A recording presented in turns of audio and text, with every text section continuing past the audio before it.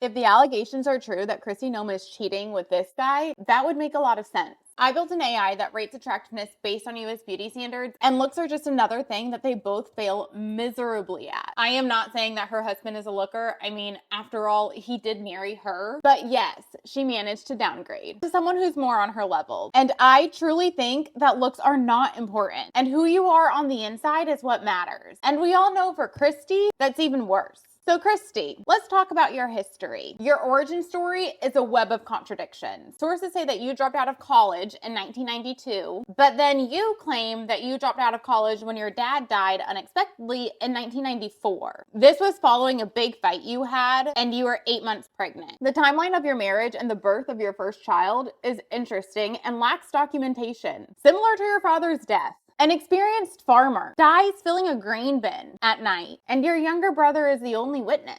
No investigation, not even an obituary. The majority of what you talk about when you talk about your father's death is you having to pay taxes on your inheritance. Your family got, what, over $1 million for the farm, and well over $1 million for insurance policies, which, by the way, the fact that y'all had one policy alone that was over $1 million is another thing that raises concern. And you got all those paid out very quickly, and you had to pay, what, like $80,000 of taxes, which is a small fraction of what you got, not to mention that the government assistance that your family has gotten since he's died has equaled like what, $5-6 million, more than covered that $80K. You got into politics with no accomplishments besides winning a high school beauty pageant that you got a scholarship for that you used to fail out of college, and you played the role that others funded you to do. Behind closed doors, the basics of conversations went straight above your head, let alone the quiet eye contact and unspoken power plays happening in the room. You were the one being manipulated, used by others who saw your limitations and knew that someone who lacked intelligence, charisma, compassion, and looked the way you do would be pathetic